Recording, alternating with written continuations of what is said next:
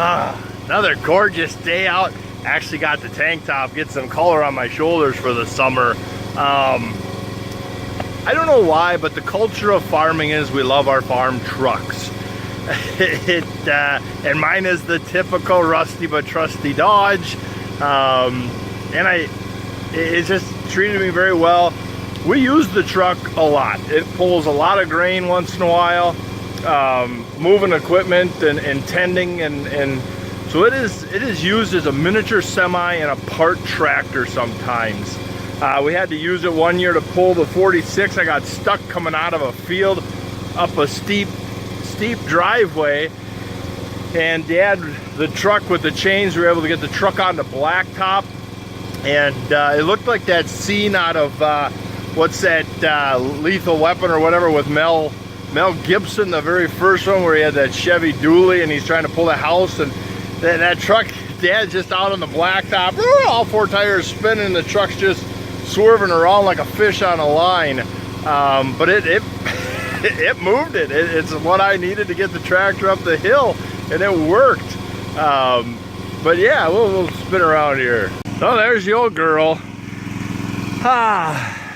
It's muddy because I had to pull through some mud. I pulled a 15,000 pound tank through some muck, and I was figuring I'm just going to go as far as I can, not even tromp on the fuel, just maintain, you know, some RPM and a little ground speed, and where I stop is where I stop. And then I thought I'll just walk up, get the tractor, and just pull the truck the rest of the way. But of course it just walked it through there. It spun, and you know, you can see by how little bit is on the truck. I wasn't even cranking the wheels. My front tires are pretty bald. Maybe this fall I'll get some front tires on. I got brand new rear tires. Them BF Goodwrench, you know, the stock BF Goodwrench, wore like iron. You'd get 80,000 miles a pair without a problem.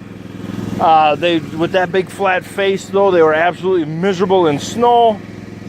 So we upgraded to the all-terrain. Well, these things have just been complete crap. I mean, you get 30, 40,000 mile on a set. The back two we replaced because they were coming apart. That was the one tire, you know, in the one video, my front tire was coming apart. Well, then we ended up, you know, obviously put the new tires on the back. I told the tire guy, I'm like, yeah, the BF tire, this Goodwrench is coming apart. And he's like, yep, no surprise. That was the third one this summer he's already seen. But so he said these Coopers, he's had tremendous luck with these Coopers, and they do have a whole lot more tread depth than the Goodwrench did. But the truck itself, yep, typical Dodge. The fender's all rusting to hell. I'd like to get a flatbed for it. But I do have the Bully Dog tuner. This little Bully Dog GT. What a great little, what a great little Metallica intro. It's a fun little tuner. It on the fly, you know, you just touch over here and you go from performance to extreme, back to performance to tow, back to no power. And then you can go in, you know, and change all sorts of setup. But it's a good tuner. It adds a lot of snort to the truck. It really, even on tow where it's only adding 40 horsepower, it adds a lot of snort. And for the most part, the truck doesn't smoke unless if you tromp on it, it crushes you in the seat. It leaves a puff of smoke, and then you're gone. You're just gone. Where I see a lot of other programmers, they just pour out smoke big time. This one will roll a lot of smoke as if you're hardly on the throttle, and you just slowly push the throttle. Don't let the tranny downshift. Just slowly push on it. Then it'll just puke out some smoke. But no, that little tuner does good. And then I have the Fire Punk transmission. It's their street strip tranny, billet inputs. Supposed to be rated for 500 or 600 horse or whatever. I don't remember what they claim, 400 or 500 horse. Well, it's well over 400.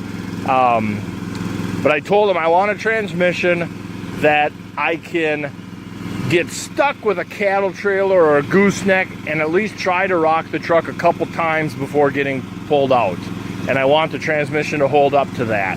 And they just laughed, no problem. They sent me this transmission. I got their standard upgraded flex plate and torque converter, just a single disc torque converter, but with their street strip tranny versus their tow tranny, it runs a lot higher line pressure at lower RPMs, where I do a lot of the grunting. You know, when I do use low range a lot to make it as easy on the transmissions as possible, but there's a lot of times, you know, when you're moving that heavy corn wagon, you just got to get, you know, from over there to over here for the combine, and so you're just lugging the motor at 1200 RPM. The converter is a massive upgrade from the stock one. That converter really pulls hard. You have to hold your foot on the brake hard at the stoplight, and it's hard to power brake because it holds that motor down there. That you know, like the stock converter, you could power brake 55 miles an hour all day long. With the tuner, shit, you just light them rear tires on fire, because the stock converter will allow the motor to rev up and get into some power, where here, this torque converter, it doesn't allow that motor to really build much if you're holding the brakes.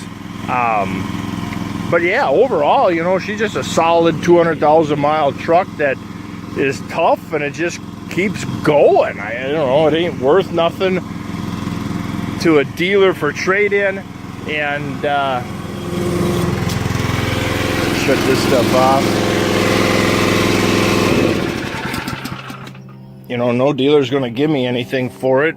Best luck would be to find some old Cummins enthusiast, but the real best luck would be to simply switch it over to a flatbed and just keep it for the cattle side of the farm and lugging trailers for the farm, and someday get a Kenworth W900 to replace it. That is literally where I'm at. A W900 would replace this pickup for money spent.